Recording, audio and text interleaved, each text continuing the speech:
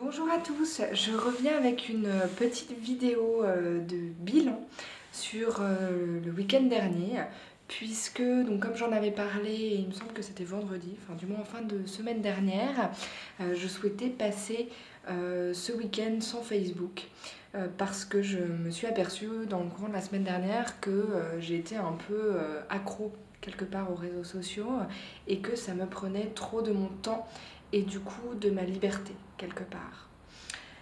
Du coup, j'ai en fait fait un petit peu plus que ce que j'avais dit parce que je n'ai pas utilisé ni Facebook ni Instagram en fait ce week-end. Ce sont les deux réseaux sociaux que j'utilise le plus et ceux qui sont plutôt sujets à mon addiction, je dirais. Et je me suis dit autant faire d'une pierre deux coups et pas aller sur Instagram non plus puisque j'aurais pu autrement remplacer Facebook par Instagram. Et donc j'avais envie de vous faire un peu le bilan de cette courte expérience.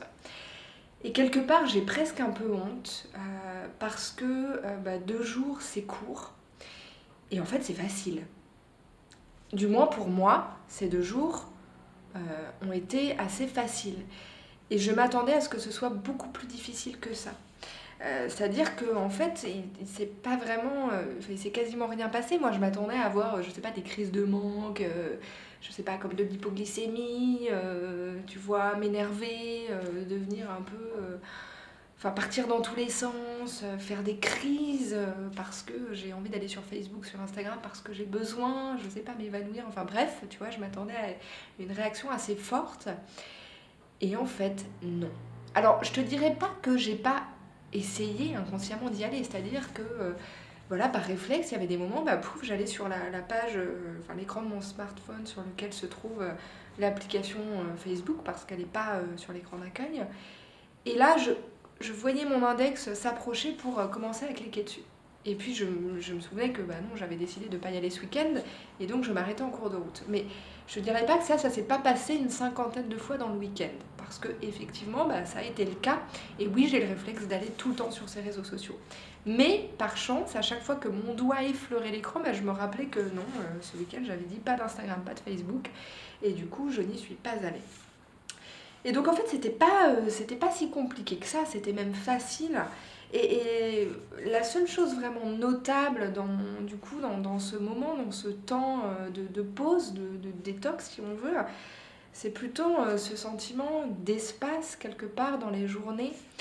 Parce que voilà, moi une journée, normalement en tant que maman, le week-end, tout s'enchaîne. On se lève, les petits en général sont déjà réveillés parce que nous, le week-end, on aimerait bien dormir un peu plus.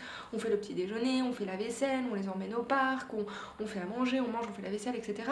Et puis dans les petits temps de pause où on pourrait, je sais pas, regarder devant soi ou juste respirer, eh bien on va sur Facebook ou sur Instagram ou sur les réseaux sociaux auxquels toi t'es accro. Et là, il y avait donc des petits temps, tu sais, les entre-deux activités, ces petits temps de pause, qui étaient vraiment des temps de pause en fait, et qui étaient quelque part des temps de contemplation, où je pouvais regarder, juste remarquer un rayon de soleil, ou juste ne rien faire quelques instants. Et ça, franchement, ça fait du bien. Et bien sûr, j'avais ce besoin compulsif d'ouvrir l'application quelque part. Et justement, j'ai un peu observé et réfléchi sur ce comportement, ce besoin comme ça intempestif de cliquer.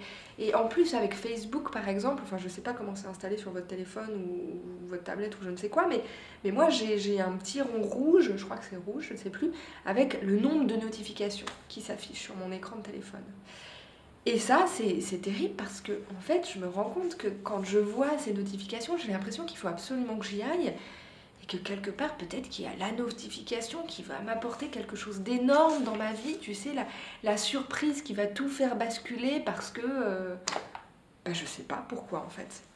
Parce que, enfin, quelque part, c'est un peu stupide, mais il y a comme une espérance que dans cette petite part d'inconnu de ce que le réseau social va te proposer, il va y avoir un truc extraordinaire. Alors que quelque part, enfin, c'est un peu ce que je partageais avec vous dans les questions de minimalisme, etc. Pour moi, l'extraordinaire, il est dans le moment du quotidien. Le bonheur, il est dans cet instant, cette respiration qu'on aura appréciée. Il n'est pas dans ce truc je sais pas, extraordinaire, différent, qui va venir de l'extérieur et qui va tout changer. Non, le bonheur, il est déjà là. Mais il faut savoir le voir et pas aller le chercher peut-être sur une appli Facebook. Mais c'est vrai que j'ai noté vraiment ce besoin quand je voyais le nombre de notifications augmenter toutes les heures, de me dire mince, je suis en train de manquer quelque chose. Je suis en train de manquer quelque chose de peut-être fondamental, peut-être l'opportunité de ma vie ou je ne sais quoi. Bon, en fait, je te rassure, j'ai rien manqué, hein. Alors peut-être 1 ou 2 anniversaires, mais en général, il y a tellement de notifications que je tends à les manquer parfois, je l'avoue. Mais en fait, non. Et puis surtout, je me suis rendu compte que ma vie, sans ces temps passés à scroller l'écran et à regarder mes notifications, n'était pas moins bien. Et au contraire, elle était même peut-être mieux, en tout cas différente, mais en tout cas, il y avait ces moments d'espace et de liberté. Et donc, enfin, voilà, je ne veux pas continuer comme ça à attendre de ces notifications qu'elles m'apportent quelque chose que j'ai déjà en réalité. Et voilà, et finalement ce week-end, c'était un peu comme un week-end des années 90, tu sais, où j'ai passé une après-midi entière, même 2, sans regarder un écran, où mon smartphone a perdu complètement de son intérêt parce que sans Instagram et sans Facebook, moi mon smartphone il m'intéresse assez peu en fait. Et puis on a pris le métro, et donc au lieu de scroller mon écran dans le métro, comme le font 90% des gens dans le métro en réalité, j'ai regardé les gens, ce que j'aimais faire avant d'avoir un smartphone. Et donc je me suis aperçue que oui, 90% des gens étaient comme ça, individuellement, en train de scroller leur écran de façon plus ou moins automatique, comme s'ils n'étaient même pas en train de le faire dans leur tête en fait, mais juste parce que c'est devenu un automatisme complet. Voilà, on a un temps de pause, on scrolle l'écran, et on regarde la vie des autres et on attend que quelque chose d'extraordinaire se passe sur Facebook. Et franchement, je trouve ça pas très satisfaisant au fond. Et puis on est allé au restaurant aussi. Et donc j'ai pas photographié mon plat parce que j'avais pas l'intention de me mettre sur Instagram. Et puis franchement, au fond c'était mieux. Enfin, alors je le fais pas souvent, hein, je le fais vraiment quand il y a quelque chose de très joli et donc je me réjouis et que je trouve esthétiquement superbe. Donc c'est assez rare en fait. Mais là, du coup, ça m'est même pas venu à l'esprit. Et c'était juste un moment entre nous, un moment de famille, et ça, c'est bien aussi. Et puis, c'est vrai que le matin, j'ai un peu la mauvaise habitude quand je me lève de directement aller voir ce qui s'est passé sur les réseaux sociaux. Et bien là, forcément, je ne l'ai pas fait. Et donc, j'ai lu quelques pages de mon livre, et franchement, c'était bien inspirant, c'était sympa.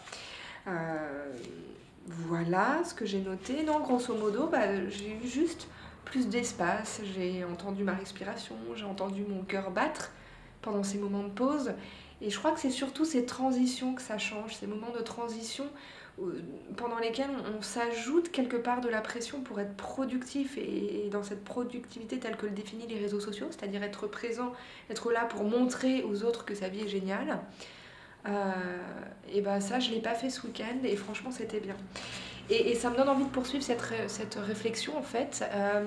Alors je sais, on m'a dit supprime l'application Facebook de ton téléphone.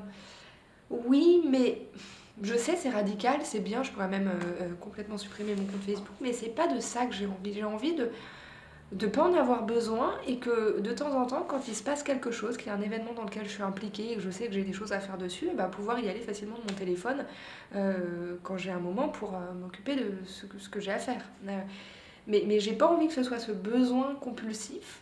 Et du moins, j'ai envie d'arriver à dépasser ce besoin et plutôt être capable d'utiliser le réseau social comme un outil au service de ce que je fais, plutôt que d'avoir l'impression d'être pas utilisée par ce réseau social, mais un peu, avalée par le système du réseau social. C'est de ça que j'ai envie. Et donc ça vient pas de l'outil en soi, ça vient de moi et de l'utilisation que j'en fais. Parce qu'au fond, je ne suis pas contre les réseaux sociaux. Ça m'apporte beaucoup de choses. J'ai des amis dans différents pays. Je suis ravie d'avoir des nouvelles par les réseaux sociaux. Mais je ne veux plus en faire cette utilisation compulsive. Voilà. Je crois que cette vidéo est beaucoup plus longue que ce que j'avais prévu. Mais j'espère qu'elle peut t'apporter quelque chose. Je vais me permettre de te proposer de la liker si tu l'aimes, puisque c'est ce qu'on fait sur YouTube.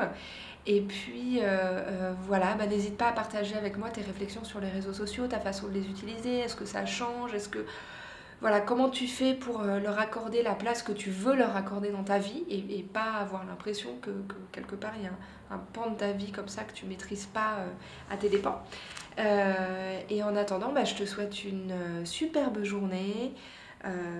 Profite de ton temps, respire, détends-toi dès que tu en as l'occasion. Et à très bientôt, j'espère. Au revoir!